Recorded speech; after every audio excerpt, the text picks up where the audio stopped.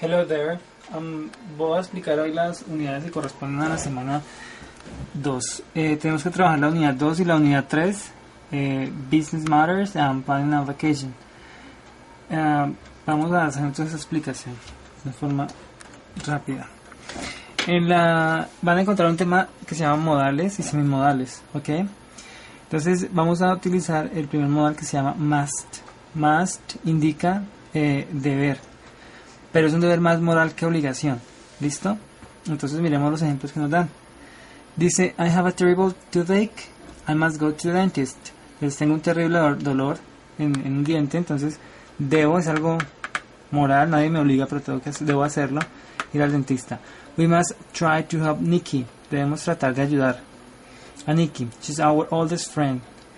Ok, entonces es un deber moral porque es una de las amigas más viejas. All workers must wear safety helmets. Todos los trabajadores deben vestir ese casco, no porque los obligue, sino porque es un deber que ellos tienen para protegerse en áreas de trabajo. Jack must be on his way.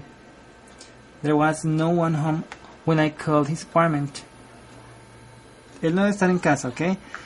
Pero, no había alguien cuando llamamos al apartamento. Seguimos con la negación. La negación de must es mustn't. Y bueno, es el mismo uso. No debe jalar la cola del perro. Y mustn't pull.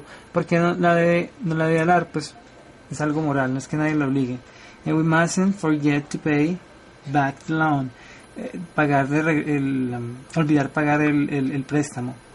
Sí, es un deber moral. Workers must not smoke. No deben, ¿ok? Fumar. ¿Cómo hacer la pregunta? Simplemente el must se coloca antes del pronombre. Entonces, por ejemplo, ¿debo ir a la escuela hoy, mamá? Must I go to school today, mom? Yes, y must, si debes. Entonces, esa es la forma para las preguntas. Si hay un double question, recuerden que los double questions son cuándo, por qué, qué, dónde, con, quién. Entonces simplemente va el WH, la palabra WH, va el must y va el pronombre. ¿Ok? En este caso no hay pronombre porque la pregunta es ¿qué debe pasar antes de que salgamos? Y when must you take the test? ¿Cuándo debe usted tomar el test? ¿Ok? Entonces va el WH y el must.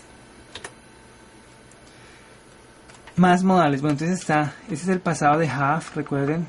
Está el had to, tener que, en pasado, ¿no? Entonces yo tenía que levantarme. Ok. I had to stay up all night to write this paper. Tenía que quedarme levantado toda la noche para escribir este documento, este papel. Es una obligación, a diferencia de más, este sí es obligación. We have to run, tuvimos que correr, to catch the train, para coger el tren. La negación es, recuerden que el pasado es did not en contracción didn't. Entonces no tuvimos que estudiar, o yo no tuve que estudiar. I didn't have to study, ¿sí? No estuve obligado a estudiar latín en el colegio. Monday was a holiday, so I didn't have to go to work. Como el lunes era festivo, yo no tuve que ir al trabajo, no era obligación. Las preguntas, sencillamente se utiliza el auxiliar D. Utilizo el modal have to. Entonces, que si yo tenía que prestar dinero, usted tenía, do you have to borrow money? Entonces la respuesta es yes, we did. Es una respuesta corta, recuerden que se utiliza el auxiliar. Pero el have to aquí está en presente porque el auxiliar está en pasado. Con el WH questions es lo mismo, se coloca el WH question, el auxiliar, el pronombre y el have to en presente porque el auxiliar está en pasado. En este caso con quién no utilizamos pronombre porque no sabemos. ¿Quién tuvo que lavar el carro esta semana? Who had to wash? Entonces no colocamos pronombre porque no sabemos. Acá sí. What did you have to do? ¿Qué tuviste que hacer para conseguir el préstamo? I have to fill out a form for a bank. Tuve que llenar un formato. Otro modal es should. Este modal no es tener ni moral, no es un tener moral ni obligación, pero es un deber. Es un debería. Ejemplo, yo debería estudiar. You should study. Usted debería estudiar, perdón. You should study for your test tonight instead of watching TV. Pues, en vez de ver televisión, usted debería. Es un consejo, ¿ok? I'm terribly tired. Estoy terriblemente cansado. Entonces la otra persona le dice, you should work less. Deberías trabajar menos. Es un consejo, advice. Un consejo que le están dando. La negación con should not, pero cuando hablamos decimos shouldn't. Por ejemplo, usted no debería comer muchas galletas. You shouldn't eat so much candy. It'll make you fat. Mucha comida te hará engordar. You shouldn't throw candy wrappers on the street. No debería tirar los papelitos del dulce a la calle. Put them in the trash can instead. Póngalos en el tarro de la basura. Son consejos, ¿no? Para la pregunta igual se coloca primero el should. Cuando teníamos el caso de must, lo colocábamos primero. Cuando teníamos el caso de have to, no podíamos colocar have to para preguntar, sino que utilizamos el auxiliar D. Aquí sí podemos utilizar el should. Should I answer Peter's letter? Debería. ¿Dónde está la carta de Peter? Si hay un WH word, igual. WH, should, en pronombre. ¿Dónde deberíamos ir a comprar esa vajilla? Where should we go to buy the local pottery? Ok. Miremos qué más ejemplos tenemos. Los infinitivos, after verbs. En la semana anterior vimos que